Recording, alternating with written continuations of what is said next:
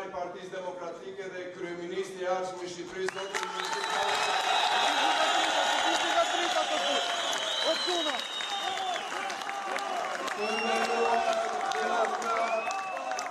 Të nderuar demokrat, të nderuar Korçar, Bevollin, Maliqar, Pogra Dreçar, Nishan nga Ersheka, mirë se keni erdhur në këtë takim madhështor. Unë, si organizator të një takim, do të kërkoj ndjes të gjithëve, ndjes sinqerisht, që nuk patë mundësin të bënim në një ambient më të madh, por ju premtoj që herës tjetër në pallatin e sportit do të jemi shumë më tepër se kaq, sepse ju ngelemi borxhlin qindra e qindra demokratëve që po presin jashtë. Faleminderit për të pritje të jashtëzakonshme dhe dua t'ju siguroj që atë që ju keni arritur, atë që keni arritur në këto muaj të fundit, duke ndezur shpirtin e shpresës, të lirisë, duke bërë që të tunden themelet e këtij pushteti i cili tani është gramat e fundit, ju siguroj se gjithë së bashku, duke nisur nga kjo shtunë në Tiranë, do ta çojmë deri në fund. Mos harroni se takimet e para të kryeministrit të ardhshëm i kemi nisur pikërisht nga Korça. Këtu kryetari i Partisë Basha ka nisur turin e tij të takimeve, palosjen e programit qeverisës 7 apo 8 muaj më parë. Të gjithë mbani mend se keni pagëzuar kryetarin e partisë si kryeministrin e ardhshëm dhe sot kjo po bëhet realitet. Jeni më afër se kur realizimit të kërkesës sonë për të larguar të kryeministët të korruptuar, për të sjellë zgjedhje të parakoshme, për të mos lejuar me asnjë çmim dhe me çdo kosto votimet që do të kthej ky që sot është kryeministër. Të nderuar miq, kurse si, në asnjë mënyrë ne nuk mund të lejojmë që të kthejmë 30 vite pas. Ky kërkon që bashkë me bashkimet e tij profesionale që krijon brenda ditës ta çojë vendin në votime. Jo, të nderuar miq, vendi do të ketë zgjedhje pa Partinë Demokratike, zgjedhje pa ju, zgjedhje pa njerëzit që sollën demokracinë në këtë vend, zgjedhje pa njerëzit të cilët kanë vënë jetën për demokracinë, kurse si nuk mund të ketë. Kështu që dua t'ju siguroj që rruga jonë e nisur të gjithë së bashku, me hedhjen e mandateve, me aktin madhor që bën gjithë deputetët, apo dhe deputetët që arkuton, me profesor Zvalin, me Ervinin, me Kuranin, me Klevisin, me gjithë bashkë, sot na shohin në një situatë që ne të jemi më afër se kur realizimit të kërkesave tona. Unë dua t'ju siguroj që rruga që kemi nisur është rrugë pakthim dhe gjithë bashkë do të shkojmë deri në rrëzimin e kësaj qeverisje për zgjedhje të mira të parakoshme dhe shtirjen e zgjedhjeve lokale. Të gjithë bashkë, ju ftoj këtu siç jemi sot dhe numrin e kohë që kemi vendosur të njerëzve në protestat më të mëdha që janë bërë në opozitë, të jemi gjithë të shtunë në Tiranë për të rrëzuar këtë qeveri. Dhe tani, më lejoni që në emër të deputetëve të jap fjalën deputetit Ervin Saljani. Fitore!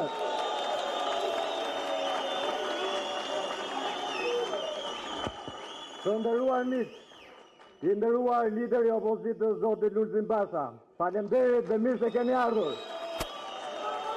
A mund ta tregojmë se gjithë energjisë shpërthyese që sot do ta përplasim para kryeministrisë 11 maj?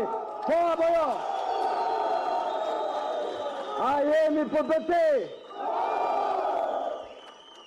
A ka shkuar fika aty ku nuk mban më për qytetarët? Po apo jo? A jemi deri më sot duke përballur çdo ditë me qytetarët, sakrificën e tyre, mundin e tyre, varfërinë e tyre. A shohim Partinë Demokratike dhe Lulzim Bashën si të vetëm shpresë, po apo jo? Të nderuar miq, ju e dini se në qarkun e Korçës janë pasuruar vetëm 2 apo 3 njerëz, ndërkohë që mijëra të tjerë janë varfëruar. Ndërkohë që mijëra të tjerë shkojnë dhe punojnë në punë sezonale, në Greqi, në Maqedoni, në vende të këqija që të mbajnë frymën e tyre gjatë gjithë viteve.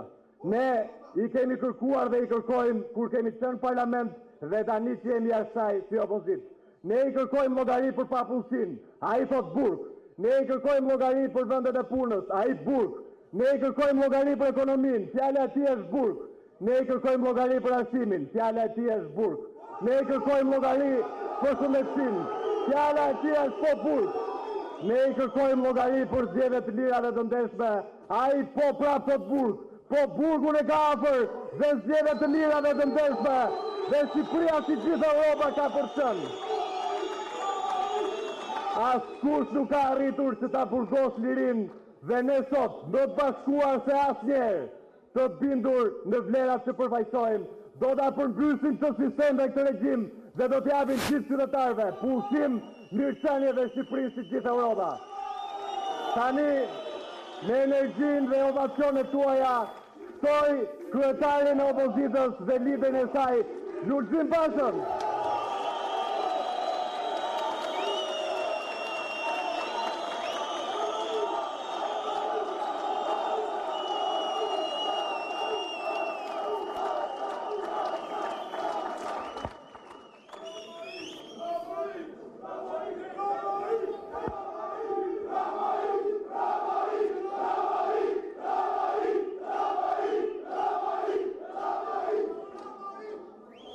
Mirë gjej, zonja dhe zotri, vëllezër dhe motra, qytetare e qytetarë të Korçës, demokratë dhe demokratë, përfaqësues dhe drejtues organizativ dhe politik të degëve të Partisë Demokratike në Korçë, në Devoll, në Maliq, në Pogradec dhe në Ersek, zoti kryetar I degës Partisë Demokratike të Korçës, zoti kryetar I degës Partisë Demokratike të Maliqit, zoti kryetar I degës Partisë Demokratike të Devollit, zoti kryetar I degës Partisë Demokratike të Ersekës, zoti kryetar I degës Partisë Demokratike të Pogradecit, zoti kryetar I bashkisë të Devollit, zoti kryetar I bashkisë të Pogradecit, të nderuar të ftuar,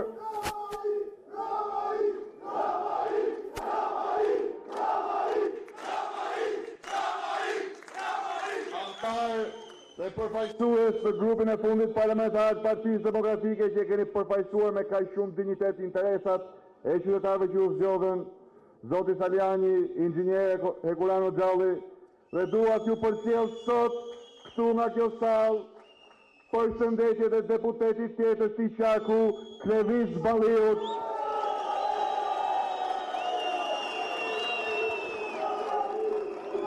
I cili mbahet sot në arrest politik me urdhër të drejtë për drejtë të Edi Ramës dhe zagarëve të tij politik, Sander Leshajt, Ardi Veliajt dhe kriminalit në krye policisë të Tiranës, mbahet në burg në arrest politik me urdhra drejt për drejt politik ndaj prokurorëve të kapur e të nënshtruar Partisë Shtet, organizatës kriminale të rilindjes, mbahet për vetmin faj se kur me urdhër të këtyre banditëve ju vërsulën nënave dhe babalarëve që po mbrojnë shtëpitë e voglushve të tyre djen mes ditë, kur I spërkate në fytyrë, në gojë, në vesh, me gazin djegës, kur lëshuan gazin lopësielës dhe I goditën me shkopin gome, Klevis Balliu ndodhej në krahun e tyre, në krahun e qytetarëve për t'i mbrojtur nga dhuna arbitrare. Ky është krimi I vetëm I Klevis Balliut, se të është krahë qytetarëve që dhunohen nga banda kriminale në pushtet. Mesazhi që Edi Rama do të përçojë është që unë nuk pyes, unë arrestoj dhe deputet, arrestoj dhe përfaqësuesit politik të opozitës, unë I çojmë prokurori ata që denoncojnë krimin dhe kriminalët, siç bëri Ervin Saliani në rastin e vllait kriminal të ministrit brendshëm. Pra, mesazhi që Edi Rama çon është se këtu ai shteti, është ligji, është forca, është pushteti, është gjithçkaja, është oksigjeni, dhe kur don, ja merr frymën qytetarit, ja merr frymën sipërmarrjes, ja merr frymën studentit, ja prish shtëpinë, familjes dhe mbi të gjitha godet me padrejtësinë e drejtësisë së kapur dhe policisë inkriminuar edhe opozitën politike që është bastioni i fundit i qëndresës kundër këtij regjimi kriminal. E pra më lejoni t'ju them se Klevis Balliu nuk ka qenë dhe nuk është kurrë më i vendosur dhe nuk ka Qeli Burgu dhe Edilanta Tren, se ne bashkëluftëtarët e këtij Partia Demokratike dhe opozita nuk tremben dhe nuk kërcënohen nga një kufon politike që i ka orët e numruara.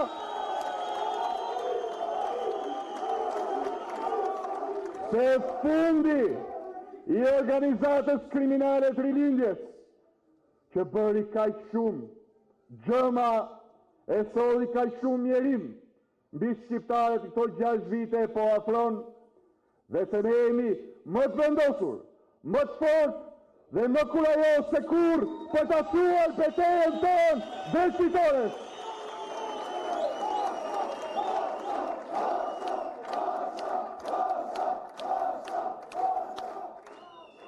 Në këto 11 javë ka qenë qëndresa bashkimi përballja e shqiptarëve me këtë klik kriminale që ka rrotulluar përmbys fatin e oligarkisë, fatin e kriminalëve të veshur me pushtet dhe të pushtetarëve kriminale hajdut, dhe për herë të parë ka treguar se me të vërtetë Shqipëria do të ketë një të ardhme dhe se kjo ardhmje nuk do t'i takoj pushtetarëve të inkriminuar, hajdutëve të bëjnishme pushtetin, nuk do t'i takoj krimit organizuar, nuk do t'i takoj narkotrafikantëve, se kjo ardhmje do t'i takoj qytetarëve të ndershëm, qytetarëve të thjeshtë i vendi, do t'i takoj voglueshve shqiptar, do t'i takoj rinisë shqiptare, do t'i takoj sipërmarrje së ndershme shqiptare, se kjo do t'jetë ardhmja e popullit bashkuar në një kauzë e cila nuk mund poshtet nga një grup kriminalësh. Kjo është kauza jetike për demokraci, kauza jetike për liri, për dinjitet, për mundësi, për punësim dhe për jetë në mirëqenie dhe në kërkim të lumturisë dhe pasurisë, që janë themelet e civilizimit europian. Këtij civilizimi që ka frymëzuar kombin shqiptar si asnjë komb tjetër këtu në Ballkan.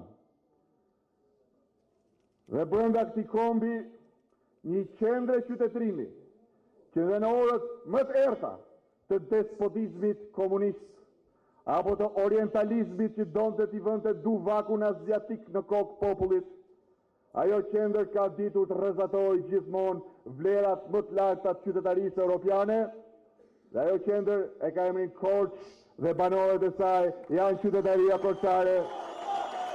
Elitë e kulturës, e mendjes dhe e shpirtit të kombit, por po kështu, kjo zonë, njihet jo vetëm për penën, për mendjen, po njihet dhe për burrërinë dhe trimërinë, njihet për qëndresën, njihet për luftën e pamposhtur, për liri kombëtare, për demokraci, për Shqipëri si gjithë Europa. Ndaj dolem sot me kënaqësi të madhe në punimet e këtij aktivit për qëndruar qarku të Korçës.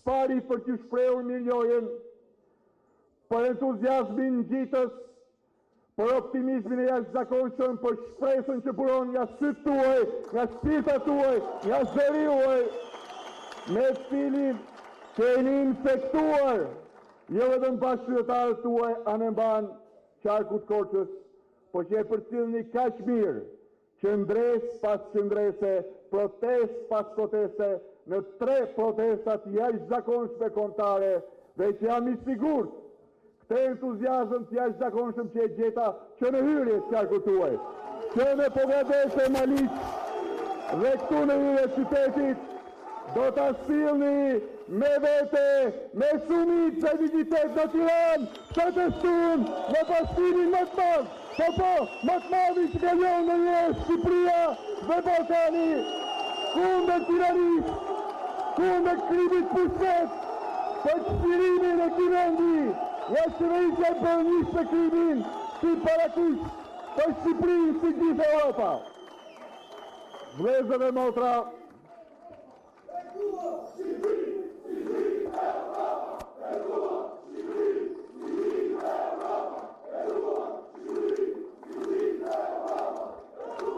vëllezër dhe motra, orët e këtij regjimi po numërohen mbrapsht. 11 javë më parë, kur organizuam së bashku protestën madhështore të 16 shkurtit, rreth e zeza kishin mbuluar vendit dhe këtu nuk e kanë fjallën për rreth e motit. Këtu nuk e kanë fjallën për asgjë më pak se krizën totale ekonomike dhe sociale që kishte kapluar çdo shtëpi shqiptaresh, çdo qytet, çdo fshat. Vetë kam qenë bashkë me ju në rrugët e qytetit Korçës, në lagjet e ndryshme, nga qendra, tek pazari, tek lagjet karakteristike, në fshatrat e kësaj zone, në fshatrat e Devollit, në Bilisht, në Malish, në Ersek, në Pogradet, dhe kam parë dëgjuar e prekur me duart e mia, mjerimin e thellë, në cilin është kredhur Korça e punës, Korça e mençurisë, Korça e virtytit, jo për fajin tuaj, as për fajt natyrës, po për shkak të mallkimit që quhet sot qeveria e Tiranës, që me taksat e larta ka mbyllur në Korçë brenda këtyre 6 viteve 1/3 e bizneseve të vogla. Kemi qenë bashkë me antarët dhe kryetarët e shoqatës kombëtare të biznesit vogël, i kemi vizituar shumë prej tyre. Mira, jo qindra, mira vetëm këtu në Korçë janë detyruar të ulin qepenat, sepse me çmimin e lartë të energjisë, me çmimin e lartë të naftës, me taksat në qiell dhe mbi gjitha me sjelljen banditeske, terroriste të taksidarëve dhe inspektorëve, ju a bën të pamundur të fitonin edhe koferën e bukës për veten e tyre, e jo më të punësonin një familjar apo dikë tjetër. Mirat shpunësuar për shkak një politike anti-sipërmarrje, një urrëtie të shfrenuar kundër sipërmarrjes, që në fakt është palca e një shoqërie të lirë, është stabilizatori i një shoqërie në demokraci, është ajo që garanton punësimin më të madh, është sjellja më e sigurt e mirëqenies. Por është po kështu një rrezik i madh për tiranët, autokratët dhe despotët, sepse sipërmarrja vogël është e pavarur. Nuk ka nevojë për lëmoshën e qeverisë. Nuk ka nevojë për ymrin e padishahut. Nuk ka nevojë të pus dorën askujt, mjafton të lejohet punoj me djeshtën e ballit. Dhe Edi Rama këtë nuk e duron dot. I del jashtë planit të tij për të pasur gjithçka në kontroll. Ndaj është vërsulur me egërsinë më të madhe sipërmarrjes vogël, në veçanti dhe sipërmarrjes në tërësi. Të vetmit biznesmen që bën hajër në qeverinë e Edi Ramës janë ata që nga mëngjesi deri në darkë rrinë ngjitur me Edi Ramën duke bërë plane për grabitur, coptuar, zhvatur buxhetin, taksat tuaja, bregdetin, naftën, mineralet, për krijuar monopole në industrinë ushqimore, në industri farmaceutike. 10 njerëz, 10 hiena grabitçare, vetëm 10 biznesmen, ashtu quhetur biznesmen do Edi Rama në gjithë të Shqipëri. Prandaj ka shkatëruar gjithë tjerët, sepse me ata 10 ndan Shqipërinë, pasuritë e saj, ndan buxhetin, PPP-t, koncesionet, tenderat, gjithçka për këta 10, sepse këta 10 i puthin dorën, i puthin këmbën, i puthin dhe ato që nuk thuhet, sepse bashkë ndajnë parat të grabisin nga xhepat e qytetarëve shqiptarë. Për këtë arsye i ka vënë kazën biznesit vogël. Oligarku ndërton stadiumin në Tiranë në aferën më korruptive që ka njohur ndonjëherë në një federat futbolli në botë, sepse e detyron Edi Rama. Se hoteli është i tyre, Është Edi Ramës, i Damian Gjiknurit dhe të korruptuarve të tjerë. Po. Dhe po ky që ndërton 60 milion euro, po ky merr edhe një tender 50.000 euro dhe falimentojnë 10 kompani të tjera me 2-3 murator, me 2-3 specialistë. S'ka tendera për ta, se këta 10 marrin gjithçka, o këta o askush. 10 kriminal kanë në dorë trafikun e drogës. Disa prej tyre hyjnë e dalin burg i thënë se aty trajtohen si në hotel dhe janë nga mëngjesi deri në darkë online telefon me shefat e policisë, me deputetët, me qeveritarët dhe me të madhin fare. Se në fakt ata janë aparati elektoral i rilindjes. Partia Socialiste është shkrirë. Fushatën elektorale e Edi Rama e ka bërë me Safet Bajin, e ka bërë me Asfrit Abdylaj, e ka bërë me qene dhe sanxaktarët e Elbasanit, e ka bërë me kriminalet që i mbliste Ragami këtu në Korçë, e ka bërë me shullafin dhe ushtarët e tij në Tiranë, e ka bërë pra me 10 banda kriminale, rrjete kriminale, dhe këta 10 janë shtyllat e pushtetit të tij. Pra edhe këta 10 kontrollojnë gjithçka, emërimet në polici, emërimet në dogana, emërimet tatime, kush merr tenderat në përrethe, kush merr lejet e ndërtimit, gjithçka në duar të 10 oligarkëve, 10 kriminalëve, Edi Ramës dhe një bande politikanësh korruptuar rreth tij, të cilët të gjithë janë kapur në përgjime zyrtare të prokurorisë shqiptare.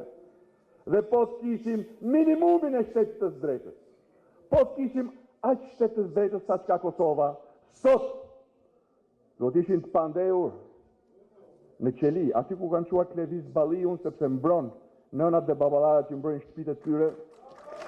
Aty duhet ishin sot, po të kishim një prokurori të paktën sa të Kosovës, aty duhet ishte Damian Gjiknuri, aty duhet ishte Vanxhush Dako, aty duhet ishte Qazim Sejdini, aty duhet ishte Taulan Balla, aty duhet ishte vet Edi Rama.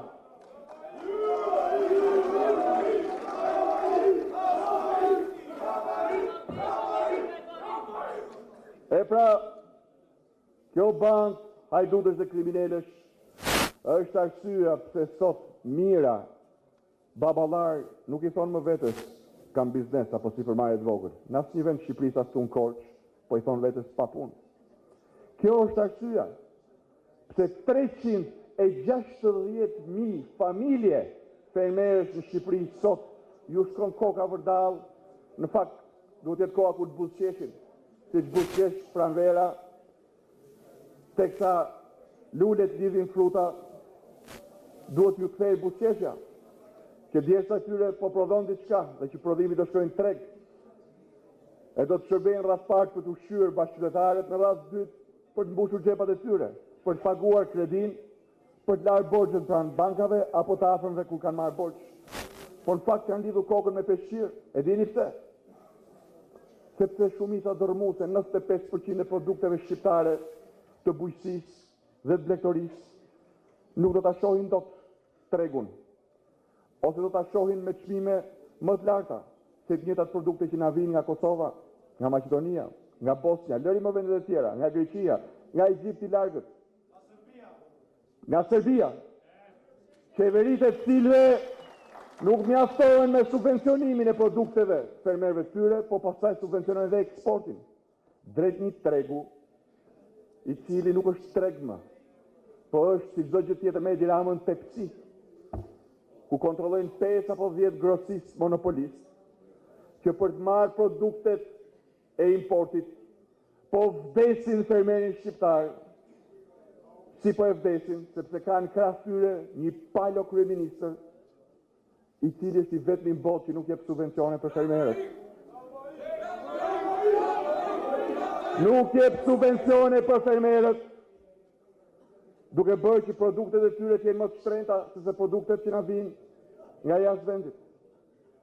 Jo vetëm kaq, por naftën fermeri shqiptar njësoj si çdo qytetar shqiptar e paguan më të lartë në Europë. Për shkak të taksës Rama, 300 lek mbi litër, është taksa Rama, mos harroni. 300 lek mbi çdo litër naftë, mbi çdo litër benzinë, është taksa Rama. Taksën e merr, asgjë nuk i jep fermerëve. As subvencione, as investime, as infrastrukturë për t'i mbështetur, si për shembull fabrika përpunimi apo frigorifer, asgjë, zero. Për shkak të Tiranës, 10 oligarkëve dhe 10 kriminalëve, sot studentët shqiptar, drita e syrit prindërve, shpresa e kombit, kanë arsimin me cilësinë më të dobët, por me tarifat më të larta në Europë dhe ndoshta në botë. Më të larta se në Gjermani i paguajnë tarifat e universiteteve prindrit e studentëve shqiptar. Ndërkohë që cilësinë e dini vetë e keni dëgjuar nga bijtë dhe bijat tuaja gjatë kryengritjes studentore të vjetorit, që është në nivele të mjerueshme.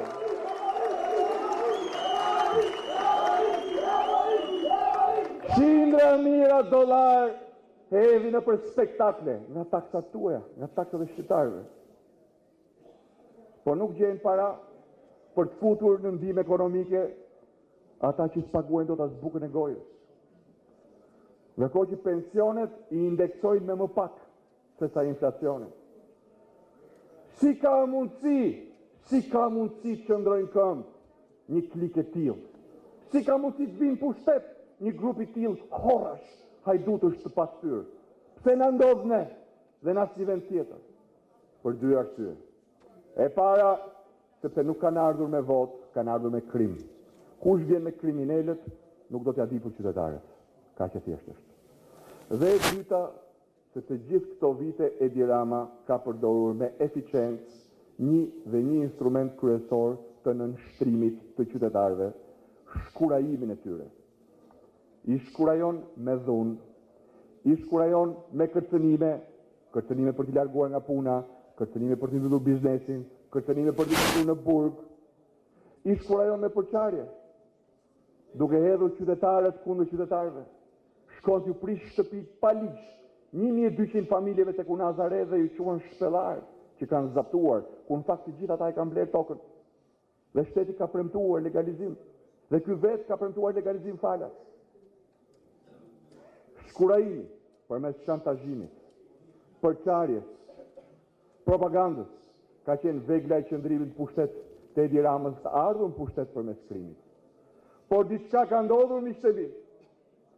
Me 16 shkurt, shqiptarët kanë ndjerë një burim të madh energjie që lindi me protestën tonë, pjesëmarrja, qëndresa dhe përballja janë sekreti i shpresës dhe i besimit që po lind kudo.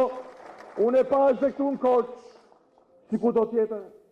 E pash jo thjesht tek pikpritja që mu ofrua qendësinore të qytetit tuaj, por të gjithë ata që vinin në krahun e kundërt, shpresën e prek kudo, besimit tek e nesërmja është lindezur. Kjo nuk ka ardhur nga qielli. Nuk është thjesht vetëm një mrekulli e Zotit. Pavarësisht se pa Zotin nuk bëjmë dot dhe me Zotin para do ta fitojmë dhe këtë betejë.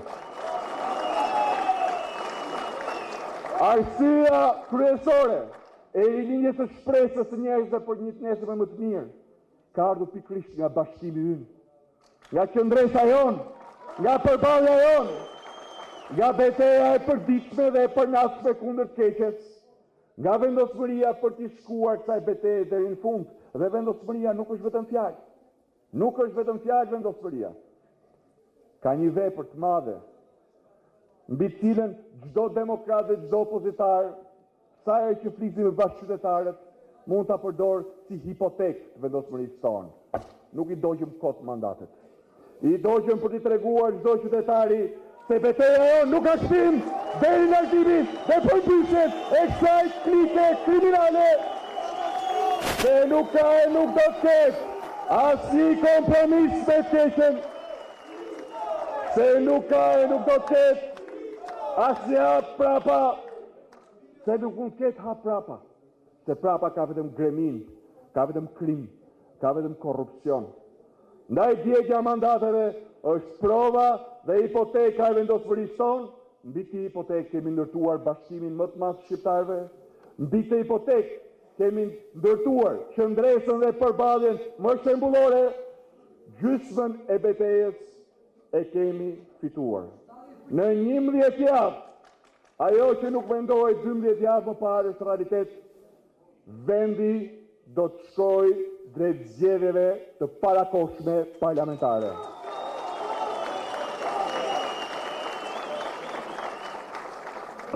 Por miqtë e mi, ne nuk kemi futur në të betejë për një gjysmë fitore. Zgjedhje të parakohshme. Do të thotë për ne zgjedhje me standarde. Data natyrisht nuk është e parëndësishme, por vendimtare janë kushtet për zgjedhje të lira dhe të ndeshme.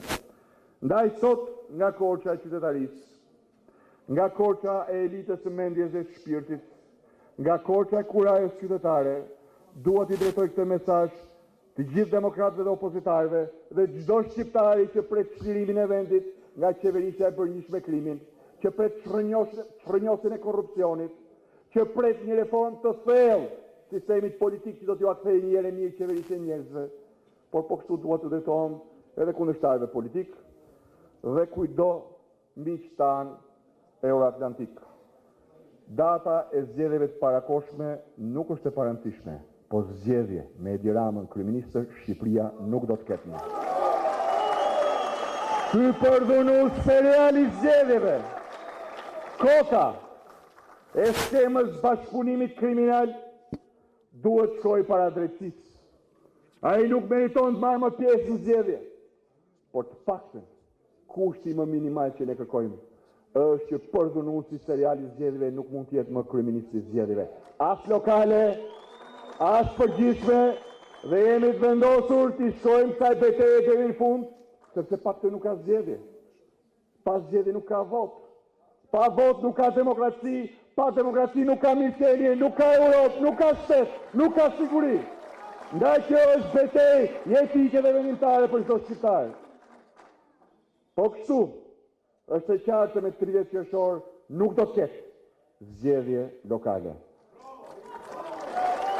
Çdo tentativë për një proces falso, çdo tentativë për të imponuar shqiptarëve një proces të diktuar nga krimi do të përballet me rezistencën më totale, më të vendosur, më sypatrembur, lagje më lagje, fshat më fshat, qytet për qytet, kuti votimi për kuti votimi, zgjedhje e parë në Shqipëri me 30 qershor nuk do të ketë.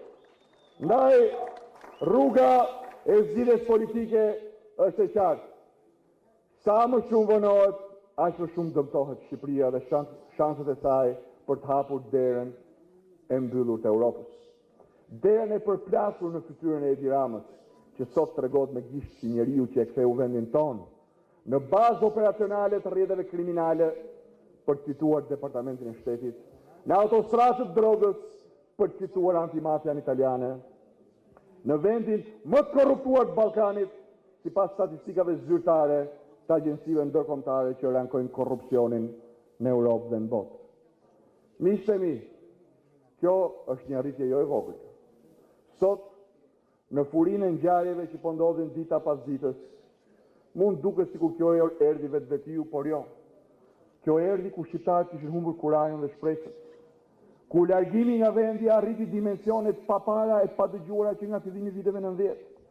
Arsyeja vetme pse kemi ardhur deri në gjysmë të rrugë është qëndresa, është bashkimi, është puna e palodhur, rastare demokratëve shqiptarë dhe e gjithë opozitarëve për të zgjuar kurajon dhe të dijen se çdo shqiptar se pa fitoren e kësaj betejë, asnjë betejë tjetër nuk do të fitojnë dot.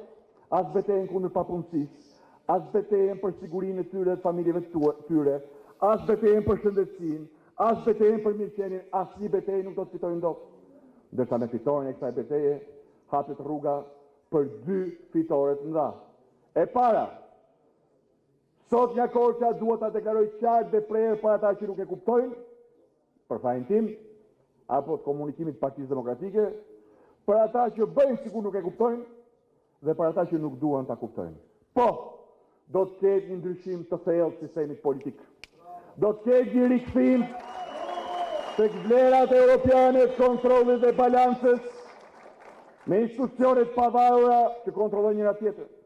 Parlamenti nuk do të jetë kukull e qeverisë, por do të jetë kontrollori i qeverisë. Prandaj na duhet që parlamenti të burojë drejt për drejt nga vullneti i qytetarëve shqiptar dhe të jetë peng vetëm tek qytetarët shqiptar, jo tek kriminalët, as te oligarkët, as te kryetarët e partive. Dhe për këtë arsye kemi nisur një debat dhe dialog kombëtar që do të shtrihet kudo në Shqipëri. Ne nuk kemi paragjykime për ndryshimin e sistemit. 100 deputet me një senat, pra me 2 dhoma, apo kontar proporcional me listat hapura, apo sisteme tjera që bëjnë mundur primare të brenda partive në mënyrë detyruese ligjore, forcimi kompetencave të institucioneve tjera duke përfshirë presidentin, pse jo një president zgjedhur nga populli, sankcionimin që asgjë nuk mund ndodh pa një gjykatë kushtetuese funksionale dhe jo partiake, referendumet popullore, referendumet qytetarëve, referendumet kombëtare. Qytetarët pyeten për çdo vendim të rëndësishëm, jo të ndërtonin incinerator, e fabrika plerash, apo termocentrale, për të helmuar qytetarët e Korçës pa i pyetur qytetarët e Korçës. Jo, ne do të bëjmë mundur që me një ligj të ri për referendumet, qytetarët të kenë mundësi të pyeten dhe të vendosin për gjithçka që ka të bëjë me shëndetin, sigurinë dhe mirëqenien e tyre. Ky ndryshim i thellë i sistemit politik nuk do të ndodhë në dhoma të mbyllura, në takimet izoluara kryetarësh të partive politike, por do të ndodhë në sytë e publikut shqiptar, në sytë e qytetarëve shqiptar, dhe sa i takon Partisë Demokratike dhe mua si kryetari i saj, do të jenë efektive vetëm pasi sankcionohen në një referendum kombëtar ku do të pyetet dhe do të vendosë çdo qytetar shqiptar me drejt vote. Vëllezër dhe motra, ne 2 vjet e gjysmë më parë, po bëhen 3 vjet, bëm ndryshimet kushtetuese për reformën në drejtësi.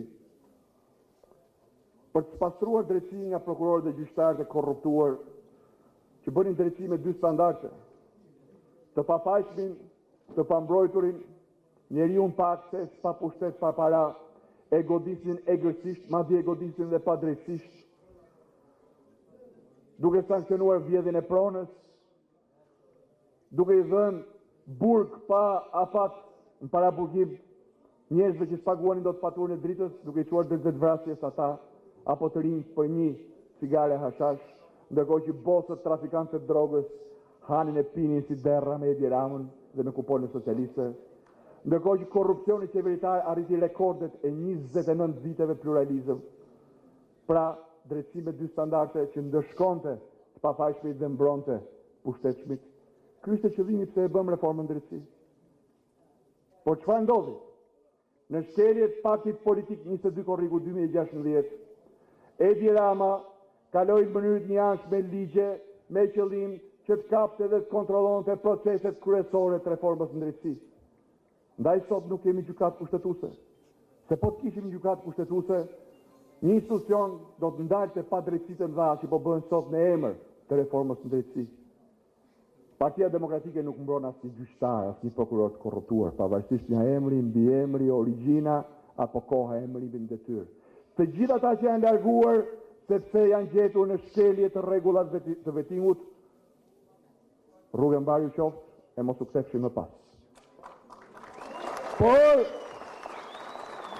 të gjithë jemi dëshmitar se ky proces po përdoret politikisht për të mbajtur brenda sistemit njerëz korruptuar nga koka deri te këmbët, si Donika Prela që duhet ishte sot në burg e dënuar për pastrim parash. A e njëjti kush është apo jo? Është në vend që tjetë dënuar për pastrim parash, është krye prokuroria antimafia. Kjo do hetoj mafian, pastrusja parave, e akuzuara që merrte vetëm për të liruar një njeri 50.000 euro. 50.000 euro për një njeri. E kapi shërbimi informativ shtetëror dhe e shpëtoi Edi Rama. Dhe themi gjërat hapur, s'kemi më çfarë të fshehim. Kjo është sot krye prokuroria antimafia. Pse? Që të mbylli dosjet. Prandaj nuk e dot 184/2016, se shkon direkt në burg bashkë me Merladën dhe Damian Gjiknuri. Prandaj nuk jetohet 339 e 2017-ës, se shkojnë direkt në burg, Van Gjush Dako dhe 10 deputet socialistë, dhe fillojnë pastaj e këndojnë nga qelit, e tregojnë për gjatin që i porosiste i duat gjithë deputet të Durrësit. Të 10 deputet të Durrësit, kë porosiste? Jo shtabin e Partisë Socialiste. Jo, porosiste direkt kriminalet, narkotrafikantët që me urër Gjermanisë ishin vënë përgjim dhe që përveç trafikut drogës kishin marrë përsipur trafikun e votave. Asnjë prej këtyre nuk është në burg. Pse?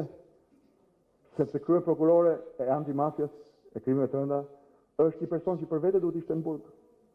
Krye prokurore e përgjithshme e përkohshme, po mbush 2 vjet në detyrë, është një tjetër kukull, e emruar aty vetëm me një qëllim, të paralizojë çdo hetim kundër korrupsionit qeveritar dhe të godas me hetime politike kundërshtarët politikë të Tiranës. Ky është pra realiteti. Dhe për këtë arsye, shqiptarët sot si asnjëherë nuk e besojnë më reformën drejtësi. Njësoj si ne, shumica shqiptarëve e donte reformën drejtësi. Të gjithë deputetët e Partisë Demokratike votuan për reformën drejtësi. Por sot, edhe për krahësit më të fuqishëm të reformës drejtësi, e thonë sa në zë e sa mbi zë, se Edi Rama ja ka dalë ta kapë reformën drejtësi. Kjo duhet marrë fund.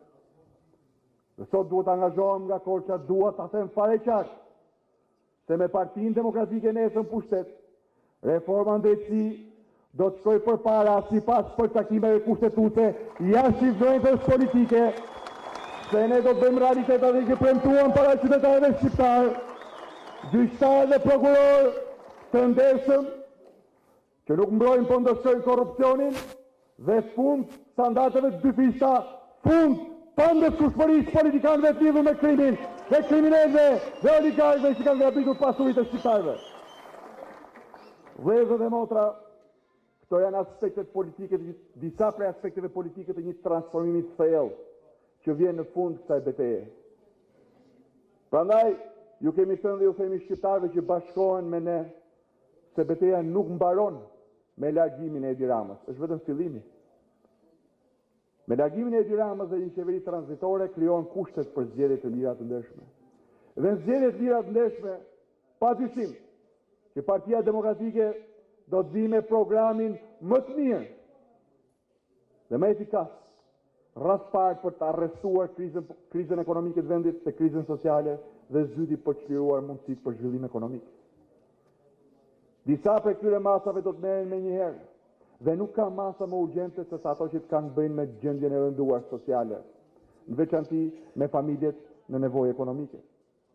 Dyfishimi i ndihmës ekonomike do të jetë vendimi i parë që kryeministri i qeverisë demokratike do të firmos dhe rikthimin i këtij listë i atyre që janë larguar me të padrejtë, atyre që janë akoma këtu, se shumë prej tyre u detyruan të marrin rrugë të azilit, shumë prej tyre njëri kanë takuar 10 herë këtu në Korçë. Po kështu, ne do të japim fund një padrejtësie e cila shkon përtej padrejtësisë politike, është padrejtësi brenda familjeve tona, është padrejtësia ndaj prindërve, baballarëve dhe nënave tona, të cilat u rrëpatën në 50 vjet komunizëm, hoqën kafshatën e bukës nga goja për fëmijët e tyre, dhe sot me pensionin e tyre paguajnë dot faturat e kripurat e energjisë, faturat e ilaçeve se që mbetet asgjë tjetër për të ngrënë, dhe në fakt 290.000 shqiptarë hanë vetëm një herë në ditë, shumica prej tyre pensionistë. Ndaj zonja dhe zotri, siç e keni marrë pjesë të programit ton, shpërndajeni derë më derë, nuk është premtim, është vendim, është platform, është program me vullat e mbështetjes europiane, pensioni minimal 250.000 lekë të vjetra në muaj në krye 4 viteve të para të qeverisjes tonë. Ky është angazhimi ynë për të dhënë fund mjerimit pensionistëve, mjerimit moshës tretë. Ky është angazhimi ynë për të dhënë fund sirenave turistë që janë produkti vetëm i qeverisjes kriminale të Edi Ramës. Por po kështu edhe platforma jonë për shëndetësinë, që spari do të anullojë të gjitha koncesionet korruptive të Edi Ramës, që marrin nga xhepat tuaj çdo vit 33 milion euro i vjedhin, ndërkohë që ne na ikin mjekët, infermierët, dhe ndërkohë që lista e banave të rimbursueshme është më e shkurtra në Europë, 450 bana dhe rimbursimi më i vogli, 50-60%. Jo, këto para do të shkojnë aty ku ka nevojë njerëzit. Jo oligarkët e Edi Ramës. Ndaj leta ditë çdo kush.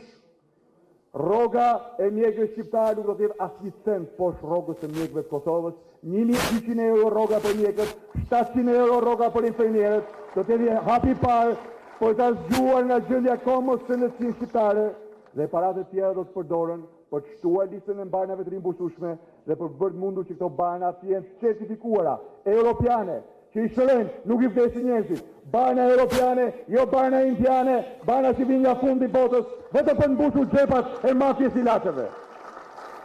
Vëllezër dhe motra, këto aspekte të programit tonë social janë të rëndësishme për të trajtuar ata që nuk konkurrojnë dot në treg, ose sepse janë tepër të moshuar për të qenë në punë, pensionistët, ose tepër të smur, personat me aftësi të kufizuara, apo voglushët, të rinj, studentët.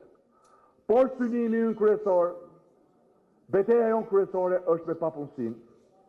Ndaj ulja e taksave, ulja e çmimit naftës, ulja e çmimit të energjisë dhe një qeveri që qëndron në krah të biznesit, në krah të sipërmarrjes, me investime të brendshme dhe të huaja do të synoj realizimin e një prioriteti madhor të qeverisë tonë tashme, që është punësimi. I gjithë shqiptarëve me gjendje pune e në veçanti i rinisë me kushte dhe paga digjitoze. Pra vëllezër dhe motra, në një horizont të tillë nuk ka thjesht dhe vetëm rotacion politik, po ka një qeveri që mendon për njerëzit dhe u shërben njerëzve, dhe është kjo që do të sjellë ndryshimin midis të zezës, mjerimit dhe të keqës që përjetojmë sot dhe asaj ati ndryshimi për cilin bashkohen shqiptarët. Por që kjo të ndodh, beteja duhet quar deri në fund. Edi Rama ka sunduar përmes frikës, përçarjes, shkurajimit. Ne jemi bashkuar përmes shpresës, besimit dhe vendosmërisë. Faqi i bashkimi, në më pak se 3 muaj, kemi ardhur në mes rrugës tonë për të larguar këtë klik dhe për të sjellë ndryshimin pozitiv për çdo shqiptar e vetmja rrugë që do të hapë dyert e Europës. Gjysma tjetër e rrugës na pret. Në javët e ardhshme, në javët dhe ditët e ardhshme, miqtë e mi, nuk do të vendoset thjesht dhe vetëm fati i një rotacioni politik, por do të vendoset fati i Shqipërisë për 5, 10, 15 vitet e ardhshme. Shikojini në sy voglushët tuaj. Do të vendoset fati i tyre për 15 vitet e ardhshme. Ky është një mision i jashtëzakonshëm. Një mision i pazakontë për një forcë politike. Forcat politike si rregull konkurrojnë në zgjedhje që mban çdo 2 apo 4 vjet. Por mbi supet e demokratëve jo rrallëherë ka patur jo thjesht gara elektorale, por misione kombëtare. Sepse dhe ne nuk jemi një parti e zakonshme, apo jo? Ne jemi Partia Demokratike e Shqipërisë që kemi lindur si mision kombëtar, kemi lindur për sjellë lirinë, demokracinë dhe Shqipërinë si gjithë Europa, kemi sakrifikuar, kemi vënë shpesh herë interesat e kombit dhe të atë mbi interesat akute politike, ndaj jemi këtë betejë, ndaj besimin dhe shpresa është kthyer tek shqiptarët, që sot mbështesin Partinë Demokratike dhe aleatët tonë. Sot jemi majoranca e politike, morale dhe numerike e vendit.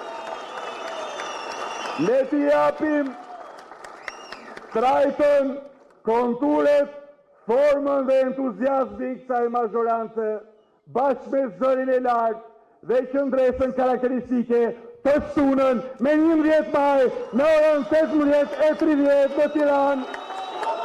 Merreni me vete qytetari Korçëve, merreni me vete idealin tuaj europian, merreni me vete sensin e bashkimit kombëtar dhe mbi gjitha vendosmërinë, qëndresën, përballjen të gjithë bashkë ditën e shtunë në Tiranë. Zoti e bekov Korçën, Zoti e bekov Shqipërinë europiane, fitore!